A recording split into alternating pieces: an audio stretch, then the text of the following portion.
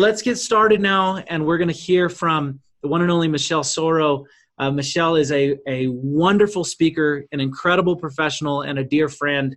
And I'm so grateful to hear from her and her message today. So let's have a virtual round of applause for Michelle as she gets started for us.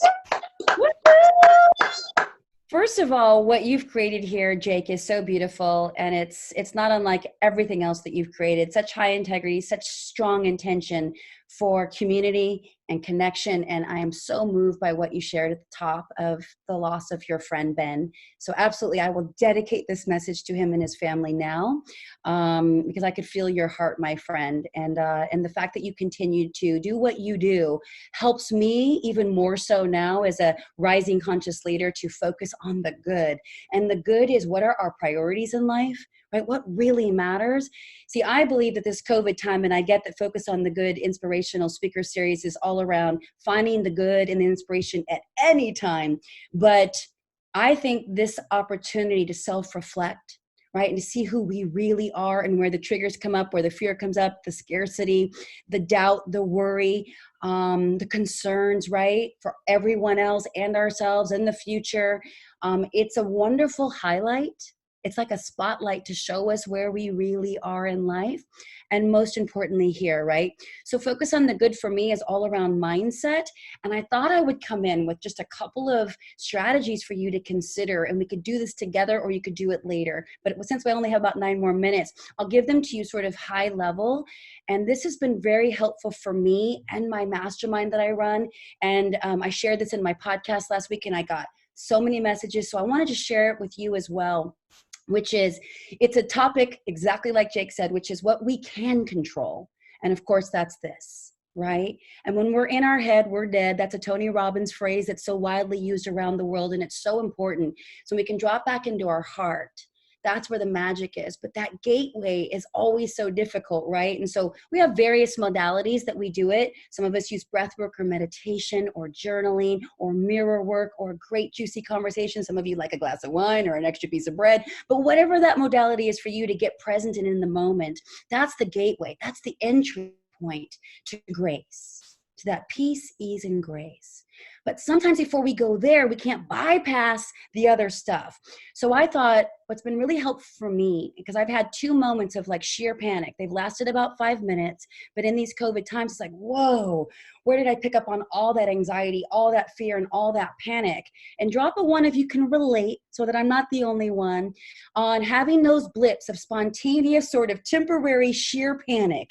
You're like, wait, I thought I was way beyond this. I thought I was more evolved than this. I go to Jake's events. I'm in the mastermind. I've read the books. I go to the seminars. And yet here I am in full on panic of a future-based thing that's not even happening. Thank you for your honesty, right? So we can all get caught up in it. And so as I noticed that it's happened to me twice in the last month of our quarantine, unexpected time to self-reflect, I know who to call, right, when those moments hit, and it's my mom. And so I can call on her and ask her for some loving words of wisdom and support, and she'll bring me back to center. But then I thought, I don't want to miss the gift in this fear. And so what I did is I dug a little deeper, because see, whenever I'm really highly triggered, where I want to focus on is, where is the gift and the lesson and the opportunity for me to learn more about myself and or humanity? So I took it to the worst case scenario. So strategy number 3, or what I would recommend for you to consider today, is play out that worst case scenario. Worst case scenario. Doesn't mean you're not focusing on the good. There's going to be a reverse engineering of this. I promise you I'll bring you back to center. But play that out all the way. If you're not feeling financially sound, or you've got fear and scarcity around that, or what if you're all alone and like, oh my God, if I get the coronavirus, will I die? Play that all the way out so you can actually name it and claim it, and realize that that has nothing to do with this moment. When you focus on the good, you come back to present moment. And again, however your modalities will be to get you there.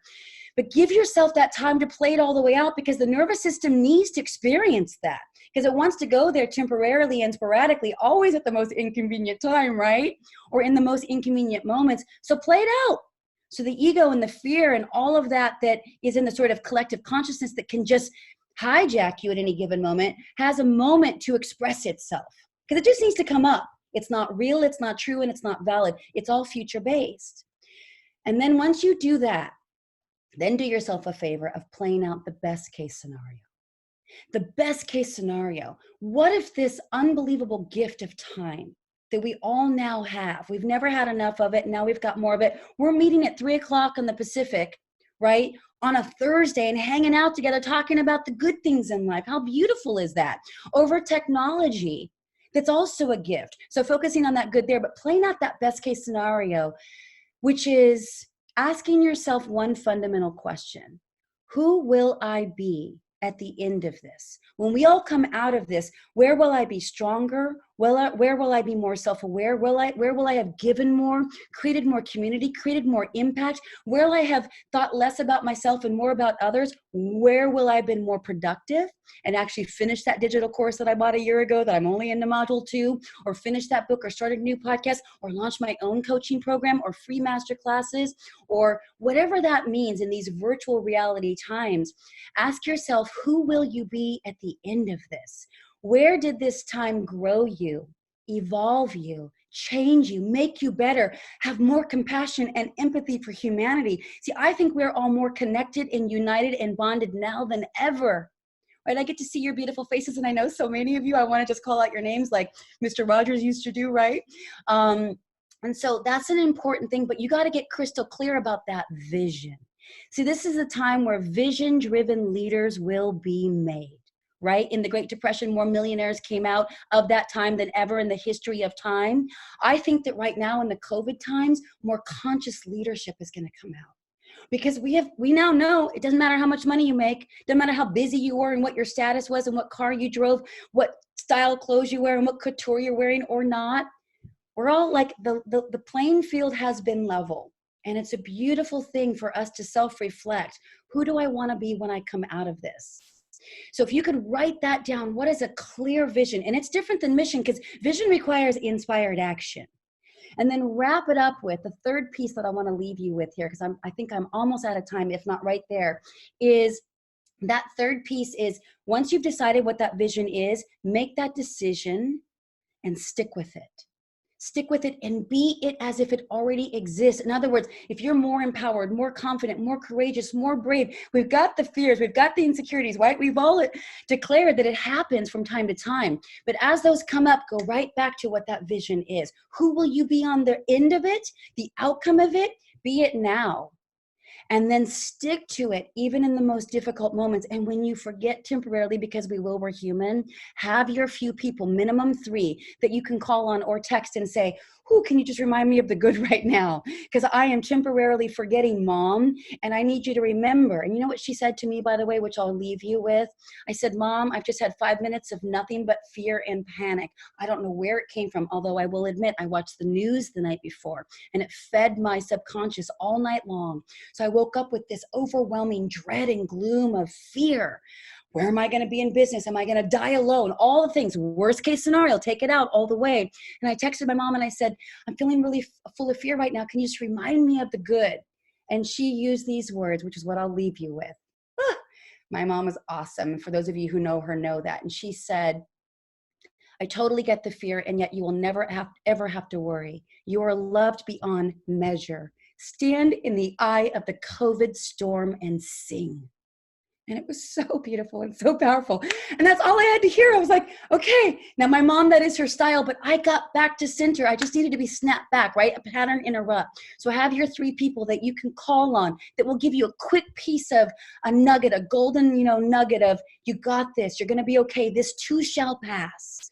So that is what I wanted to share with you today, that we can absolutely control this, but we've got to have the gateway and the entry point to get there. So play it out worst case scenario, then give equal time to best case scenario, declare your vision and be that now. Wow, that was absolutely amazing. Thank you so much, Michelle. Let's give her a round of applause. All right.